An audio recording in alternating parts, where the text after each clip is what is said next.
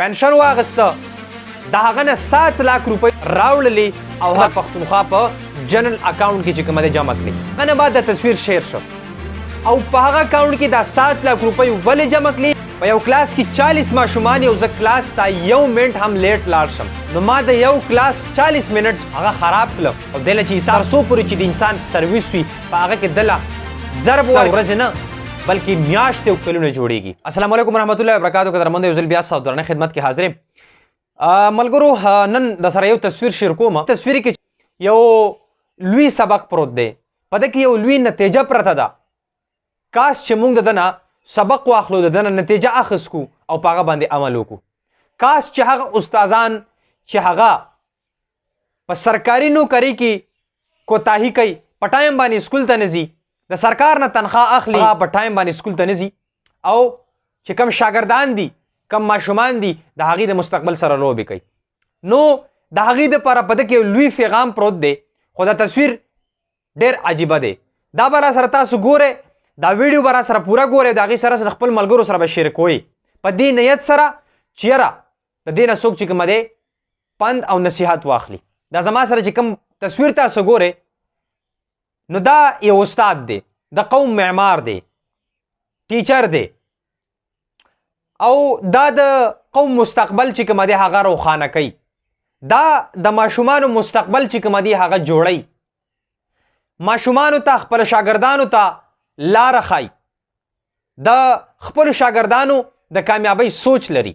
دا د پېښور سره تعلق لرونکی محمد ایوب خان دی، کوم چې د پېښور گورنمنٹ کالج پېښور یو ریټایر پروفیسر دی. دا تصویر ما ته د یو 2 ورځې مخکې تصویر ښکاري او دا جنرال اکاونټ خیبر پښتونخوا له طرف نه چې کومه دی شیر شوی دی.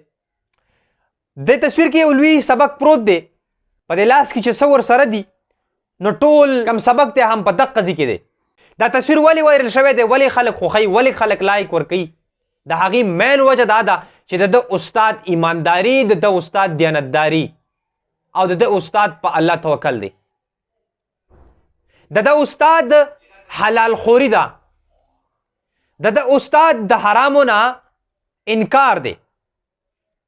دا یو ریټایر پروفیسر دی، کله چې دا ریټایر شو دا پنشن واغسته د هغه نه 7 लाख روپۍ چې کومه دي هغه راوړلې او هغه د خیبر پښتونخوا په جنرال اکاونټ کې چې کومه دی جمع کړې. د هغه نه بعد د تصویر شیر شو او په هغه اکاونټ کې دا 7 लाख روپۍ ولې جمع کړې.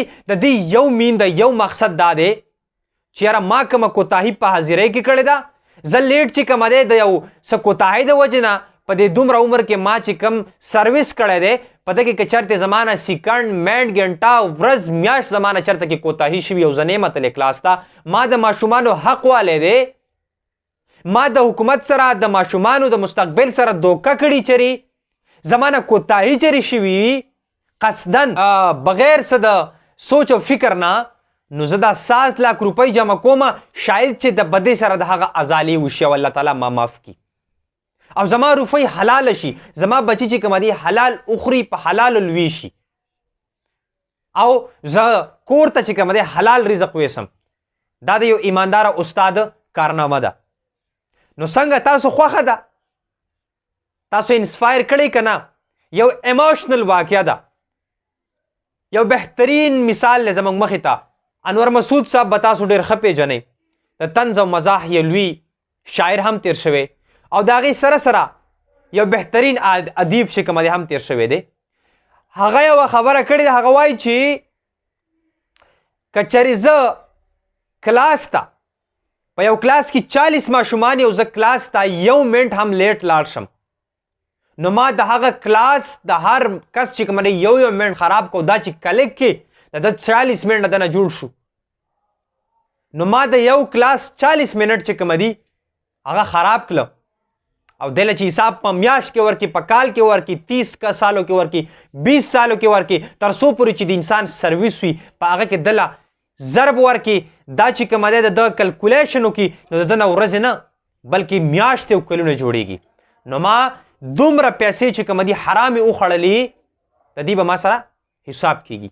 دا یو شارټ د هغه اقول ایکسپلینیشن می تاسو ته وکړو نو چې یو منټ نه بلکې یو سیکنډ چې کوم دی مونږ ضایع کوو بغیر څه د وجې نه نو دا زمونږ دپاره وبا ګرځي دا زمونږ دپاره عذاب ګرځي او زمونږ بچي چې کوم دی بیا به د ازاله کوي زمونږ بچي زمونږ اولاد زمونږ چې کوم بکور کې مستقبل دی کوم چې مونږ تیارو هغه به چې کوم دی بیا د دې مرحلو نه تیریږي او په حرامو به غټیږي نو بیا به د هغه فیوچر چې کوم دی هغه داسې وي ټول به په حرامو روان وي ټول به چې کوم دی بیمانه او بیا بددیانته به وي نو زما ټولو ته ریکویسټ دی استادان چې کوم دي د قام سترګې دي د قام معماران دي د مستقبل سوچ کوونکي دي د ماشومانو ډېر مقدس خلک دي ډېر اعلی مقامي دي خو هغه خلک چې هغه